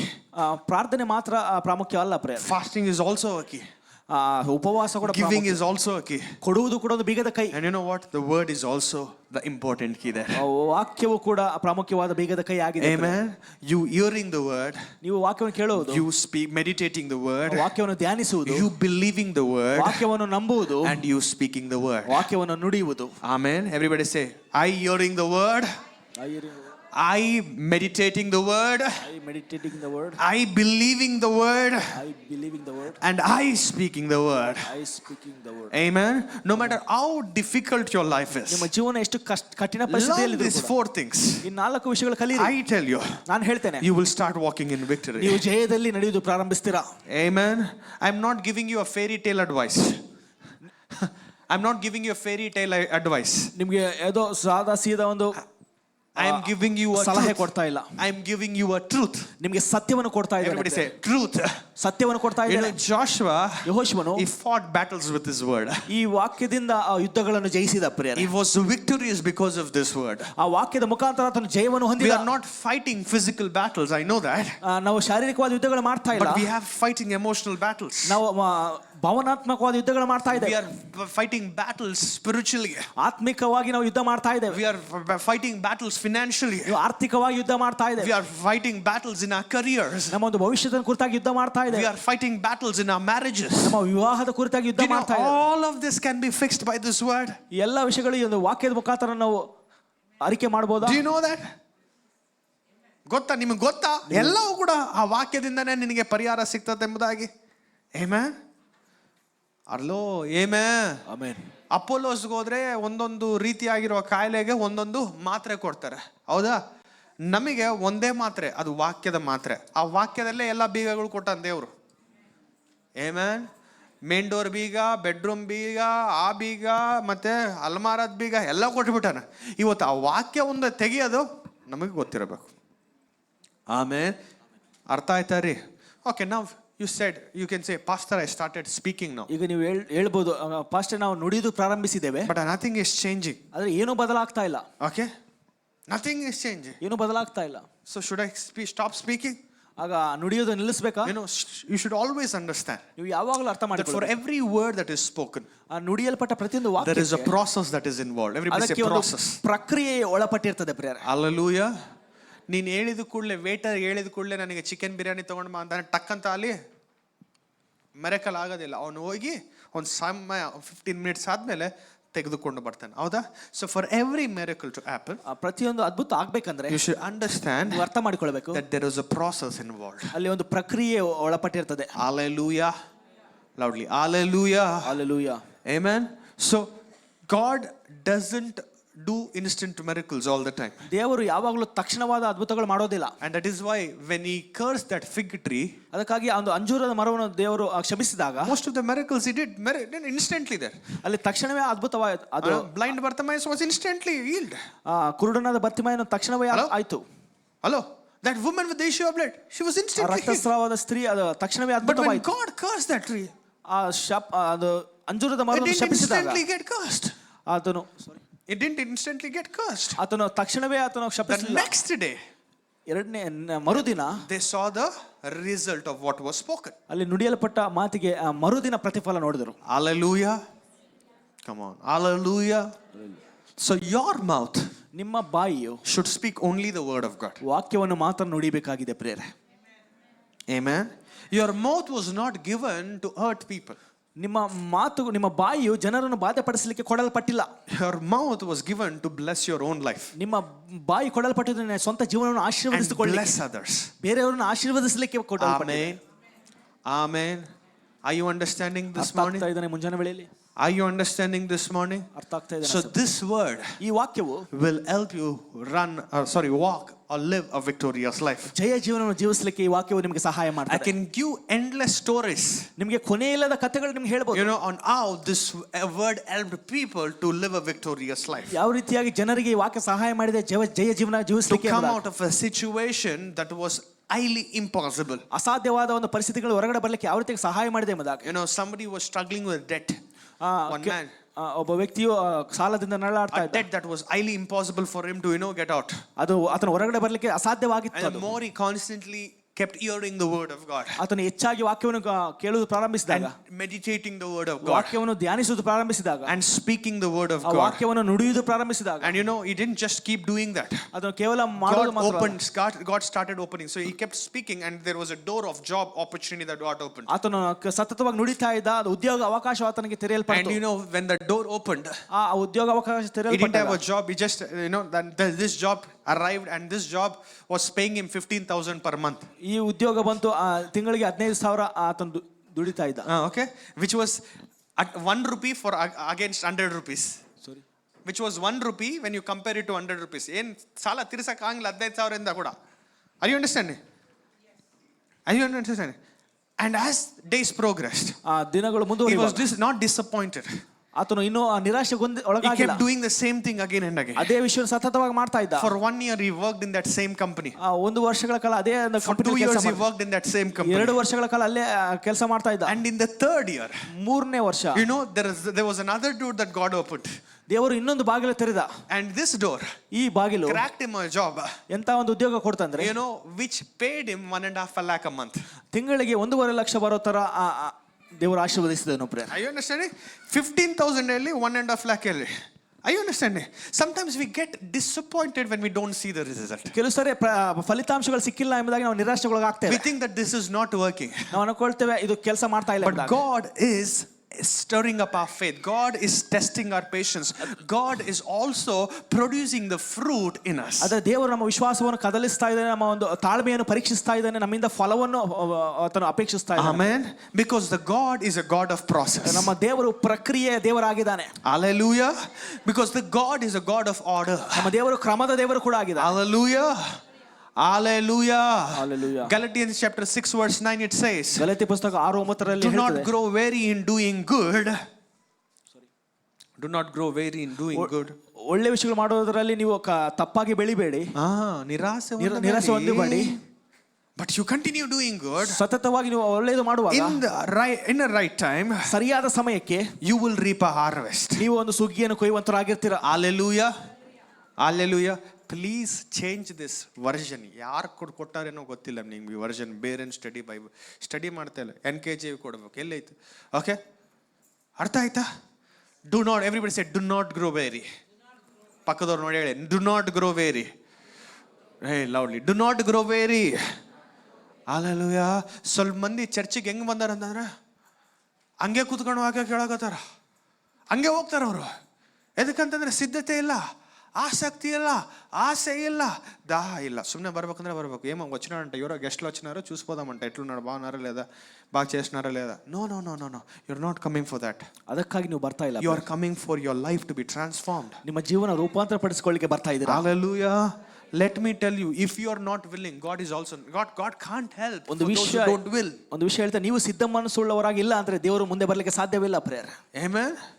If you are not eagerly willing to walk into that victory, ನೀವು ಆ ಜೈಲಲ್ಲಿ ನಡೆಯಲಿಕ್ಕೆ ಆಸಕ್ತಿ ಉಳ್ಳವರಾಗಿ ಇಲ್ಲ ಅಂದ್ರೆ even God can't help. ದೇವರು ಕೂಡ ನಿಮಗೆ ಸಹಾಯ ಮಾಡಕ್ಕೆ ಆಗೋದಿಲ್ಲ. Hallelujah. Hallelujah.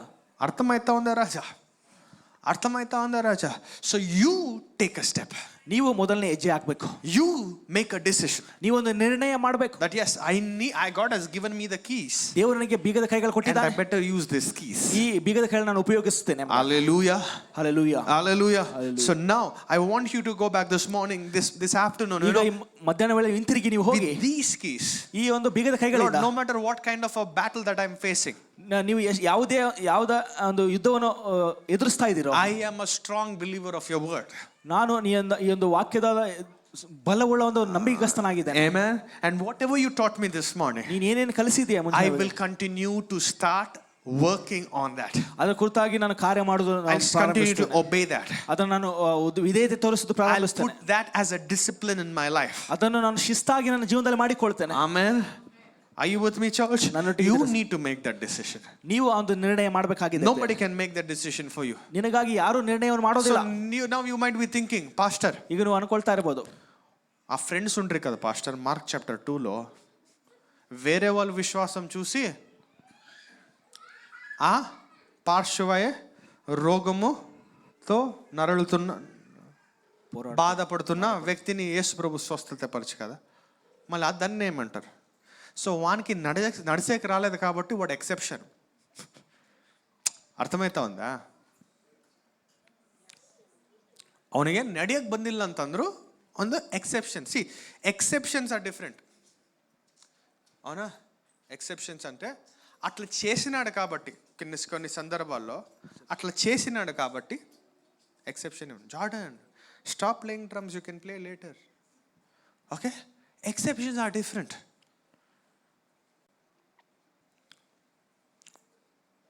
For example, let's say, ಉದಾಹರಣೆಗೆ, ಮೇರಿ ಕನ್ಸೀವ್ಡ್ a baby, ಮರಿಯಳು ಒಬ್ಬ ಮಗುವಿಗೆ ಜನ್ಮ ಕೊಟ್ಟಳು. Through the Holy Spirit. That's an exceptional work. ಪವಿತ್ರಾತ್ಮ ಶಕ್ತಿಯಿಂದ ಜನ್ಮ ಕೊಟ್ಟಳು. Now you don't sit there, God give me a baby like that, God. ಈಗ ನೀವು ಕುಂತು ಕೇಳಬೇಡ್ರಿ, ದೇವರು ಅಂತ ಒಂದು ಮಗುವನ್ನು ಕೊಡ್ರಿ ಎಂಬುದಾಗಿ. Okay, ನಾನು ಏನು ಬೇಡ, ಮದುವೆ ಬೇಡ, ಕೊಡು ಗರ್ಭ. That's an exception. There are certain exceptions in the Bible. ಕೆಲವು ತಪ್ಪಿಸಲ್ಪಟ್ಟ, ವಿನಾಯಿತಿ ಮಾಡಲ್ಪಟ್ಟ ವಿಷಯಗಳಿದಾವೆ. So that was an exception because he couldn't walk. ಆತನ ನಡಿಲಿಕ್ಕೆ ಆಗಲಿಲ್ಲ, ಅದೊಂದು ವಿನಾಯಿತಿ ಆಗಿತ್ತು ಆತಗೆ. ಅರ್ಥ ಆಯ್ತಾ? ಓಕೆ, ನೋಡ್ರಿ, I just tell you. Okay, God knew, Jesus knew, ಯೇಸುವಿಗೆ ಗೊತ್ತಿತ್ತು who touched her. ಈ ಯಾರು ಮುಟ್ಟಿದ್ದಾರೆ ಎಂಬುದಾಗಿ. ಹೌದಾ? Because he knew everybody. ಯಾಕಂದ್ರೆ ಆತನಿಗೆ ಎಲ್ಲರೂ ಗೊತ್ತು. There is nothing that can be hidden from him. ಆತನಿಂದ ಬಚ್ಚಿಡಲ್ಪಟ್ಟುವುದು ಹೌದಾ? ಯಾವುದಿಲ್ಲ. He even knows everybody's thoughts there. ಎಲ್ಲರ ಆಲೋಚನೆಗಳು ಕೂಡ But ಆತನಿಗೆ why ಗೊತ್ತು. did God say, who touched me? ಯೇಸು ಯಾಕೆ ಹೇಳ್ದ ಯಾರು ನನ್ನನ್ನು ಮುಟ್ಟಿದ್ದೆ ಎಂಬುದಾಗಿ? ಬೇಸ್ ಕೇಳಿ. I already have told you. I want to see if you still remember. You know what was Jesus saying? ಯೇಸು ಅಲ್ಲಿ ಏನು Why was ಹೇಳ್ತಾ Jesus saying, who ಯಾಕೆ touched me? ಯಾರು ನನ್ನ ಮುಟ್ಟಿದ್ದೆ ಎಂಬುದಾಗಿ ಯಾಕೆ ಹೇಳ್ತಾ Okay, ಇದ್ದಾರೆ? because everybody touched him. ಎಲ್ಲರೂ ಆತನ ಮುಟ್ಟಿದ್ದಾರೆ. And everybody, if everybody would have told, I touched you, Jesus. ಎಲ್ಲರೂ ಹೇಳಿರಬಹುದು ನಾನು ನಿನ್ನನ್ನು ಮುಟ್ಟಿದ್ದೇನೆ ಎಂಬುದಾಗಿ. And I'm sure that everybody who would have had sickness in their body would have left them. ಒಂದು ವೇಳೆ ಆ ರೀತಿಯಾಗಿ ಹೇಳಿದ್ರೆ ಎಲ್ಲರ ಒಂದು ಬಾಡಿಯಲ್ಲಿರುವ ಅನಾರೋಗ್ಯ ಕೂಡ ಹೋಗ್ತಾ ಇತ್ತು ಪ್ರಿಯರೇ. ಅಪ್ಪ ಕಣ್ಣುಗಳು ತೆರಿಯಪ್ಪ, ಇವ್ರ ಕಣ್ಣುಗಳ ಪ್ರಕಟಣೆ ಬಂತು ನೋಡ್ಕೊಂಡಿಲ್ಲ. ಅದೇ ಯೇಸು ಪ್ರಭು ಹೇಳ್ತಾ ಇದ್ದ, ನಾನು ನಿಮ್ಮ ಮಧ್ಯದಾಗೆ ಇದ್ದೆ, ನಿಮ್ಮ ಮಧ್ಯದಾಗೆ ನಾನು ಜೀವಿಸಿದೆ, ಆದರೆ ನಿಮ್ಮ ಕಣ್ಣುಗಳು ಮುಚ್ಚಲ್ಪಟ್ಟಿದ್ವು. ಆಮೆನ್. ಇವತ್ತು ನನ್ನ ಪ್ರಾರ್ಥನೆ, ವಾಕ್ಯ ಅರ್ಥ ಆಗಿಲ್ಲಲ್ಲ, ಪ್ರಕಟಣೆ ಅರ್ಥ ಆಗಿಲ್ಲಲ್ಲ, ಮತ್ತೊಂದ್ಸಲ ಹೇಳ್ತೀನಿ. ಎದಕ್ಕೆ ಯೇಸು ಪ್ರಭು ಯಾರು ನನ್ನನ್ನು ಮುಟ್ಟಿದ್ದಾರೆ ಅಂತ ಕೇಳಿದೆ? ಎದಕ್ಕೆ ಯೇಸು ಪ್ರಭು ಗೊತ್ತಿದೆಯಲ್ಲ, ಯೇಸು ಪ್ರಭುಗೆ ಎಲ್ಲ ಗೊತ್ತು. ಯಾರು ಮುಟ್ರು ಅಂತ ಗೊತ್ತು, ಯಾರು ಸ್ವಸ್ಥತೆ ಹೊಂದ್ಕೊಂಡ್ರು ಅಂತ ಗೊತ್ತು. ಹೌದಾ? ಆ ಸಮಯದಲ್ಲಿ ಯೇಸು ಪ್ರಭು ಎದಕ್ಕೆ ಆ ವಾಕ್ಯವನ್ನು ಕೇಳಬೇಕು, ಆ ಮಾತನ್ನು ಹೇಳ್ಬೇಕಂತಂದ್ರೆ, ಆ ಪ್ರಶ್ನೆಯನ್ನು ಕೇಳಬೇಕಂತಂದ್ರೆ, ಯೇಸು ಪ್ರಭುಗೆ ಆಸೆ ಏನಾಯ್ತು ಗೊತ್ತಾ? ಅಲ್ಲಿ ಯಾರ್ಯಾರು ಮುಟ್ಟಿದ್ರು ಅವರೆಲ್ಲರೂ ಕೂಡ ಸ್ವಸ್ಥತೆ ಹೊಂದ್ಕೋಬೇಕೆಂಬುದಾಗಿ. ಅವರೆಲ್ಲರೂ ಕೂಡ ಏಸಪ್ಪ ಕಣ್ಣು ಕಾಣಿಸ್ತಾರೆ, ನಾನು ಕೂಡ ನಿನ್ನ ಮುಟ್ಟೆ ಅಂತ ಹೇಳಿದಿದ್ರೆ ಅವ್ರ ಶರೀರದಲ್ಲಿ ಕೂಡ ಸ್ವಸ್ಥತೆ ಹೋಗ್ಬಿಡ್ತಿತ್ತು. ಇವಾಗ ಕನ್ನಡ ಬಂದ್ರೆ ಆಮೇನ್ ಆಮೇನ್ ಆಮೇನ್ ಆಮೇನ್ ಆಮೇನ್ ಅರ್ಥ ಆಯ್ತಾ? ಇವತ್ತು if this was the story of that woman who had an impossible issue facing, ಒಂದು ವೇಳೆ ಆ ಸ್ತ್ರೀಯ ಒಂದು ಅಸಾಧ್ಯವಾದ ವಿಷಯವು ಇದಾಗಿರುವುದಾದ್ರೆ, it can also be your story too. ಅದು ನಿನ್ನ ಕತೆ ಕೂಡ ಆಗಿರ್ಬೋದು ಪ್ರಿಯರ್. Amen. Probably you don't have to go through the same issue. ಅದೇ ಸಮಸ್ಯೆ ನೀನು ಹೋಗದೇ ಇರಬಹುದು, but probably a different circumstance. ಬೇರೆ ಪರಿಸ್ಥಿತಿ ಆಗಿರಬಹುದು, but faith is the same. ಆದರೆ ವಿಶ್ವಾಸ ಒಂದೇ ಆಗಿದೆ ಪ್ರಿಯರ್. Hallelujah. Faith can draw impossible things. ವಿಶ್ವಾಸವು ಅಸಾಧ್ಯವಾದ ವಿಷಯಗಳನ್ನು ಮಾಡಲಿಕ್ಕೆ ಸಾಧ್ಯ. Hallelujah. ಮೇರಿ ಅರ್ಥ ಆಯ್ತಾ? ಮೇರಿ ದೇವರಿಗೆ ಸ್ತೋತ್ರ. Hallelujah. Hallelujah. Amen. So I pray that this word will bless your heart. ಪ್ರಾರ್ಥಿಸುತ್ತೇನೆ ನಿಮ್ಮ ಒಂದು ಹೃದಯವನ್ನು ಈ ಒಂದು ವಾಕ್ಯ ಆಶೀರ್ವದಿಸುತ್ತದೆ. Whatever you heard this morning, may you go back with this word and continue to dwell on that, meditate on that, and also put this word into action. Amen. ಪ್ರಾರ್ಥಿಸುತ್ತೇನೆ ಒಂದು ವಾಕ್ಯ ನುಡಿಯಲ್ಪಟ್ಟ ವಾಕ್ಯವನ್ನು ನೀವು ಧ್ಯಾನಿಸುತ್ತಾ ಅದರ ಮೇಲೆ ನೀನು ಕಾರ್ಯ ಮಾಡುತ್ತಾ ಮುಂದೆ ಹೋಗಬೇಕು. I am a doing Christian.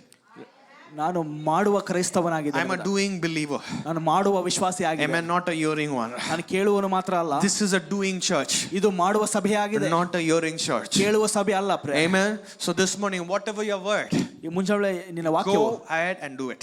ಹೋಗಿ ಅದನ್ನು ಮಾಡ್ರಿ. Be it your court settlements, ನಿಮ್ಮ court ಸಮಸ್ಯೆಗಳಾಗಿರಬಹುದು, be it any issue, be it anything that you're facing this morning, ನೀವು ಎದುರಿಸ್ತಾ ಇರುವ ಯಾವುದೇ ವಿಷಯ ಆಗಿರಬಹುದು, speak ನುಡಿರಿ and you will see.